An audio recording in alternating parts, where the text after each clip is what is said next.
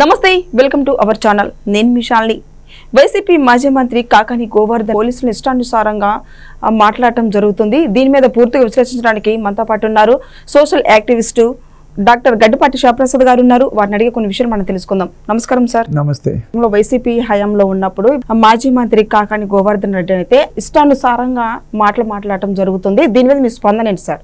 గత ప్రభుత్వం ఎప్పుడు ఎవరితో ఎలా మాట్లాడుతుంది అనేది అందరికీ తెలిసిన విషయమే అరాచకం సృష్టించింది గత 5 సంవత్సరాలు 2019 నుంచి 2024 వరకు ముఖ్యమంత్రి దగ్గర నుంచి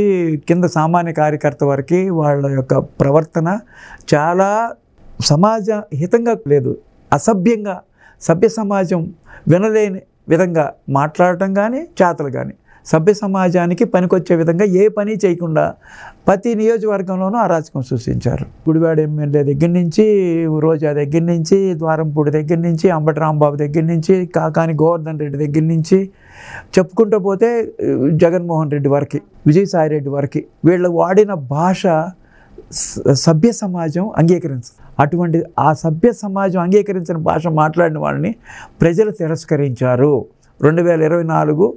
ఎన్నికల్లో వాళ్ళందరినీ తిరస్కరించారు అయినా సరే వాళ్ళు ఇంకా రియలైజ్ అవ్వట్లా మేము తప్పు చేశాము మేము ఇలాంటి భాష వాడకూడదు ఇలాంటి అరాచకం సృష్టించాము ఇవన్నీ మార్చుకుంటాము ప్రజాభిప్రాయం మేరకే మేము మలుచుకుంటాము అనే జ్ఞానం ఇంకా రాలే వాళ్ళకి రాకపోగా ఇష్టం వచ్చినట్లు మాట్లాడుతున్నారు ఇంక్లూడింగ్ జగన్మోహన్ రెడ్డి మొన్న కడపలో ఒక డిఎస్పీని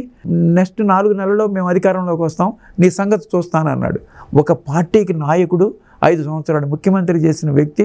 ఒక ఆఫీసర్తో మాట్లాడాల్సిన విధానం కాదు అది అలాగే గోవర్ధన్ రెడ్డి ఇవాళ నెల్లూరు జిల్లా వైఎస్ఆర్సీపీ పార్టీ అధ్యక్షుడు పోలీసుల్ని దారుణాతి దారుణంగా నేను ఇప్పుడు మాట్లాడలేను అట్లా నిలబెట్టి నేను కొడతాను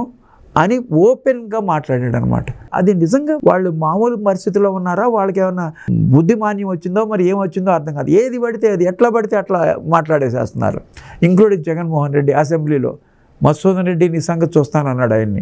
అట్లాగే ఇట్లా చెప్పుకుంటా వెళ్తే చాలా ఉన్నాయి అనమాట ఆఫీసర్స్ బెదిరించడం ఎలా ఊరుకుంటున్నారో అర్థం కావట్లా ఇప్పుడు ఇవాళ రీసెంట్గా గోవర్ధన్ రెడ్డి మీద పోలీసులు కేసు రిజిస్టర్ చేసినట్టు తెలిసింది త్వరలో ఆయన అరెస్ట్ చేస్తాడు ఇలా వీళ్ళ మీద చర్యలు తీసుకోకపోతే వాళ్ళు విజృంభిస్తారనమాట ఇప్పుడు అదే నాయకుడు వాళ్ళని మందలించాలి ఇట్లా మాట్లాడకూడదు ఆఫీసర్స్ని ఏదైనా సమస్య ఉంటే వాళ్ళని సామరస్యపూర్వకంగా చెప్పి ఎందుకు బాబు ఇట్లా తప్పు చేస్తున్నారు ఇది ప్రూఫ్గా నువ్వు తప్పు చేసావు ఈ కాంటెస్ట్లో రూల్స్ ప్రకారం నువ్వు నడవట్లేదు అని మంచి లాంగ్వేజ్లో మాట్లాడి పోలీసులకి ఆయన అభ్యర్థించకుండా బెదిరించటం మేము అధికారంలోకి వస్తే మిమ్మల్ని ఏం చేస్తామో చూడండి ఆ లాంగ్వేజ్ నేను వాడలేను అందుకని నేను మాట్లాడలే లాంగ్వేజ్ నేను నా నోట్ల నుంచి ఎప్పుడు రాదన్న లాంగ్వేజ్ జగన్మోహన్ రెడ్డి కానీ విజయసాయి రెడ్డి కానీ అలా నేర్పారు వాళ్ళకి అలాంటి గవర్నమెంట్ అసలు ఆ పార్టీయే రాదిక దాని గురించి మనం పట్టించుకోకర్లా పోలీసులు కూడా భయపడక్కర్లా ఎందుకంటే ఎవరిని పెడితే వాళ్ళని తప్పు చేసిన వాళ్ళని చట్టపరంగా మాత్రం శిక్షించాల్సిన బాధ్యత పోలీసుల పైన ఉంది గత 5 సంవత్సరాల్లో పోలీసుల పనితీరు చాలా దారుణంగా ఉందన్నమాట కనీసం ఇప్పుడు కూడా వాళ్ళు మారకపోతే మన ఆ వ్యవస్థని పూర్తిగా నాశనం చేశాడు 5 సంవత్సరాలు ఇప్పుడు కూడా మారకపోతే మన రాష్ట్ర గతి ఎట్టి వెళ్తుందో అర్థం కావట్లేదు అన్ని వ్యవస్థలు నిర్వీర్యం అయిపోయినాయి పోలీస్ వ్యవస్థ నిర్వీర్యం అయిపోయింది ఐపీఎస్లు ఐఏఎస్లు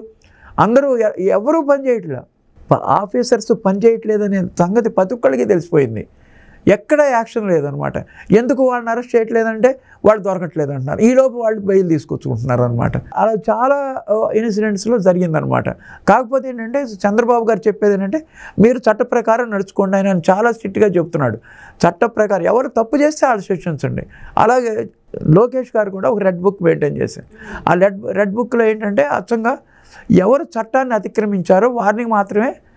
శిక్షించేటట్టుగా పనిష్మెంట్స్ ఉండేటట్టుగా చూడాలన్నమాట అప్పుడు సొసైటీలో ఒక క్రమ మార్గంలో క్రమశిక్షణాయుతంగా మన సమాజం నడుస్తుంది అనమాట రెడ్ బుక్లో ఎవరికి రాశారు ఏ ఆఫీసర్స్ అయితే తన పాదయాత్ర చేసినప్పుడు ఈ కాన్స్టిట్యూషన్ని అతిక్రమించి యాక్షన్ చేశారో వాళ్ళ పేర్లు అన్నీ ఉన్నాయి వాళ్ళ మీద యాక్షన్ తీసుకుంటారు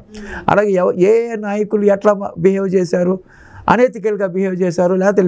ఇల్లీగల్గా బిహేవ్ చేశారు వాళ్ళ పేర్లన్నీ దాంట్లో ఉన్నాయి అది ఒక కాన్స్టిట్యూషన్ లాంటిదనమాట ఆ రెడ్ బుక్ని ఎవరు క్రిటిసైజ్ చేయాల్సిన అవసరం కూడా లేదనమాట 1 by 1 రెడ్ బుక్ ఓపెన్ చేసి యాక్షన్ తీసుకుంటానే ఉన్నారు ఇప్పుడు దగ్గర 4 ఐపీఎస్ ఆఫీసర్స్ని సస్పెండ్ చేశారు దేశ చరిత్రలో ఇదే హైయెస్ట్ అనమాట ఇప్పుడు సునీల్ కుమార్ని కూడా అరెస్ట్ చేస్తారని ఆయన మీద కూడా విచారణ వేశారు సునీల్ కుమార్ మీద కూడా ఆయన కూడా చాలా పెద్ద కేసు రఘురామకృష్ణం గారి కేసులో ఆయన అరెస్ట్ చేయాలి, సస్పెండ్ చేయాలి, అరెస్ట్ చేయాలి. దానికోసమనే విచారణ కమిటీ వేశారు. ఇప్పుడు ఆయన కాకుండా ఆంజనేయులు గారు కోర్టే అడిగింది, ఆయన బెయిల్ అప్లై చేయలేదు, ఆయన ఎందుకు అరెస్ట్ చేయలేదని. మిగతా ఐఏపీఎస్ ఆఫీసర్లు కోర్టు బెయిల్కి వెళ్తే ఆంజనేయులు గారిని మీరు ఎందుకు ఆయన బెయిల్కి అప్లై చేయలేదు, ఆయన ఎందుకు అరెస్ట్ చేయలేదని అడిగిందనమాట. అలా కోర్టు అడిగేదాకా కూడా వీళ్ళని అరెస్ట్ చేయట్లేదు. ఇక్కడ పోలీసుల యొక్క ప్రవర్తన పూర్తిగా 100% ఇంకా పూర్తిగా మారలేదని ప్రజలందరూ అనుకుంటున్నారనమాట. గత 5 సంవత్సరాల్లో చేసిన అరాచకాలు చేసిన వాళ్ళని ఎవరిని కూడా ఎక్కువ మందిని 20-30% పీపుల్ని అరెస్ట్ చేసుకుంటూ వచ్చారు. ఈ మెల్లగా చంద్రబాబు గారి నాయకత్వంలో ఆయన చట్ట ప్రకారమే చేసుకెళ్దాం, వాళ్ళలాగా మన కక్షపూరితంగా ఏది చేయొద్దు, చట్ట ప్రకారం ఏది కరెక్ట్ అయితే మనం అదే పద్ధతిలో వాళ్ళని అరెస్ట్ చేయండి. ఒక్కొక్కరిని అరెస్ట్ చేసుకుంటూ వెళ్తున్నారు. నందిగామ సురేష్ని అరెస్ట్ చేశారు, జైల్లో ఉన్నాడు. అలాగే బోరగడ్డ అనిల్ని అరెస్ట్ చేశారు, జైల్లో ఉన్నాడు. అలాగే ఆయన రఘురామకృష్ణ గారు విజయపాల్ అరెస్ట్ చేశారు, ఆయన జైల్లో ఉన్నాడు. అట్లా చాలామంది ఇలా 1 by 1. అలాగే మాచర్ల చైర్మన్ బొండా ఉమాను బుద్ధా వెంకన్న మీద హత్యా ప్రయత్నం చేసిన అతను అరెస్ట్ చేశారు. 1 by 1 అరెస్ట్ చేసుకుంటూ వెళ్తారు. ఇవాళ రేపు గోవర్ధన్ రెడ్డిని అరెస్ట్ చేస్తారు. ఆయన మాట్లాడిన భాష ప్రభుత్వ అధికారుల మీద అలా మాట్లాడటం అనేది చాలా తప్పు. ఈ క్రమేణా గ్రాడ్యువల్గా అందరూ వ్యవస్థలన్నీ సరిదిద్దుతారని అనుకుందాం. Okay, thank you sir. Thank you.